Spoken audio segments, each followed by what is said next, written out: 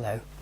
In this and my next video blog, I want to explain how the way we think about the events in our life affects our ability to deal with challenges. This is especially true when things go wrong and life doesn't work out as we'd planned, hoped and expected. On such occasions, we risk thinking irrational thoughts. There are several of these, but all have one thing in common.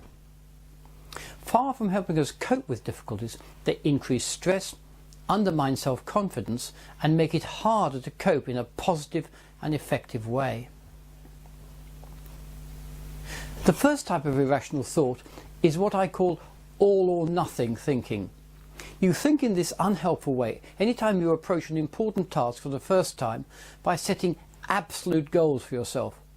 You might, for example, say to yourself, either I'll be a complete success at this or I'm going to see myself as a total failure. Now, my advice, and it may seem strange advice, is that if a job's worth doing, it's worth doing badly. Well, consider, the only way we ever get anywhere in life is by building on our mistakes. That's, for example, how as a child we learned the most basic lessons of life, how to walk, talk and make sense of the world around us. Watch toddlers constantly falling down, picking themselves up and getting on with the business of learning to walk. Listen to a child making endless mistakes of pronunciation and sentence construction when learning to talk, and never becoming discouraged or disheartened. They don't say, as do so many adults when faced with a setback, "Oh, I just can't do this, I'll never be able to do it, this is hopeless." Instead, they say to themselves, "I don't know how to do it yet, but I will soon find out how to do it." The second type of widely used irrational thinking is labelling. This is an extreme form of all or nothing thinking in which, after making a few mistakes or perhaps even a single error, a person labels him or herself as worthless, useless or incompetent. Once someone has pinned a negative label on their abilities, on their looks, on their personality or whatever, every challenge is likely to be approached with a sense of fear and the expectation of failure.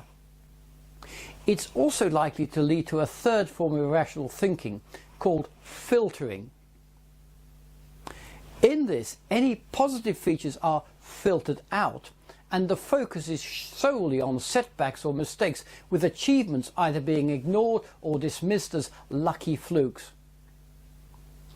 These are just three of the many ways in which unhelpful thoughts can make it far harder to remain positive in the face of setbacks. But they're certainly not the only ways of irrational thinking, thinking which, as I said earlier, makes us stressed and anxious.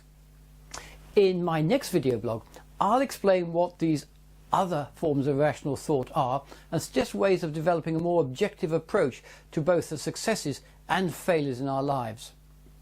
Meanwhile, if you'd like to learn more about ways of dealing with irrational thinking, you might care to download my book 1 Minute Stress Management, which is available from this website. I'll see you soon.